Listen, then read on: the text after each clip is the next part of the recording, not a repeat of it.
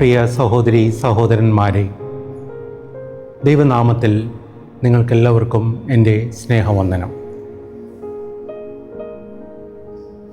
നമ്മുടെ ജീവിതത്തിൽ ഒരിക്കൽ കൂടെ ചാമ്പൽ ബുധനാഴ്ച അടുത്തു വന്നിരിക്കുകയാണ്. നോമ്പിൻ്റെ ദിവസങ്ങളിലേക്കുള്ള തുടക്കമായിട്ടാണ് സഭ ചാമ്പൽ ബുധനാഴ്ചയെ കാണുന്നത്.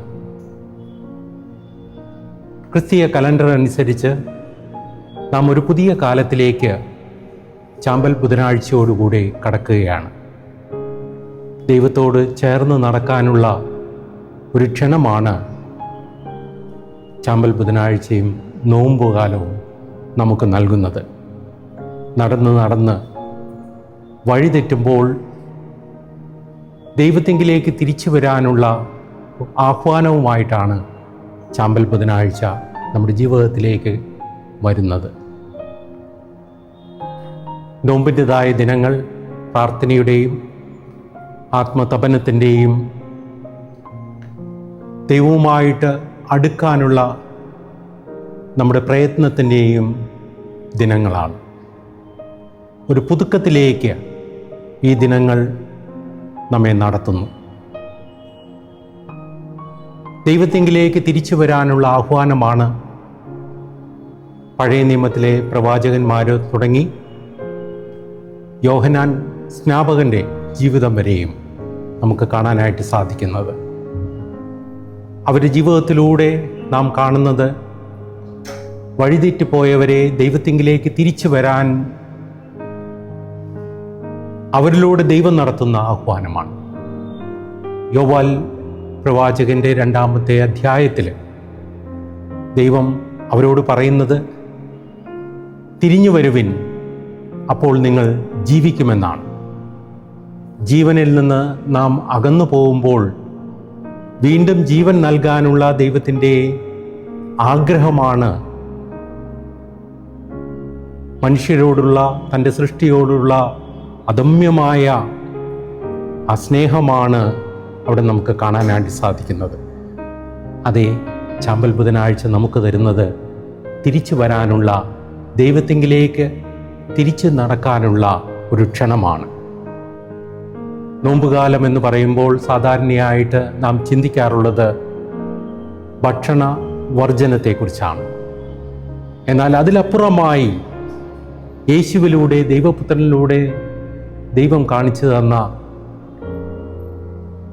സ്വയവർജനമാണ് നമ്മിൽ ഓരോരുത്തരിൽ നിന്ന് ദൈവം പ്രതീക്ഷിക്കുന്നത്. മറ്റുള്ളവർക്ക് വേണ്ടി സ്വയം ഇല്ലാതെയായ ദൈവപുത്രൻ്റെ വഴിയിലൂടെ നടക്കാനുള്ള ഒരു ക്ഷണം. അതാണ് ചാമ്പൽ ബുധനാഴ്ചയും നോമ്പുകാലവും നമുക്ക് തരുന്നത്. അഹം എന്ന ഭാവവും അനീതിയും ആഡംബരവും ഭക്ഷണപ്രിയവും വർജിക്കാൻ ഈ ദിവസങ്ങളിൽ കഴിയണം. യെശയ്യാ പ്രവാചകന്റെ പുസ്തകം 58-ാം അധ്യായത്തിൽ നീതിയെക്കുറിച്ചും ന്യായത്തെക്കുറിച്ചും പറയുന്നു. നീതിയും ന്യായവും ജീവിതത്തിൽ ധരിച്ചുകൊണ്ട് ആത്മീയ പ്രതിരോധം നടത്തണമെന്നാണ് പ്രവാചകനിലൂടെ ദൈവം ആവശ്യപ്പെടുന്നത്. നീതിയും ന്യായവും ഇല്ലാത്ത ആത്മീയത ദൈവം വെറുക്കുന്നുവെന്നും ഈ വേദഭാഗത്തിലൂടെ നമുക്ക് കാണാൻ സാധിക്കും. ചാമ്പൽ ബുധനാഴ്ചയും നോമ്പും അനീതിക്കെതിരായ ശക്തമായ ശബ്ദമായിട്ടാണ് നമുക്ക് കാണാൻ കഴിയേണ്ടത്. അതൊരു മൗനമല്ല. അതുകൊണ്ട് മുഴുഹൃദയമാറ്റം, സമ്പൂർണമായ മാനസാന്തരം, അതാണ് ദൈവം നമ്മിൽ നിന്ന് ഈ ദിവസങ്ങളിൽ പ്രതീക്ഷിക്കുന്നത്. നോമ്പ് ദൈവശക്തിയെ വെളിപ്പെടുന്ന ഇടമാണ്. നമ്മുടെ ആത്മീയ കണ്ണുകൾ തുറക്കുന്ന, ഹൃദയം മൃദുവാകുന്ന, മൗനം പൊളിയുന്ന ഒരു കാലമാണ് നോമ്പുകാലം.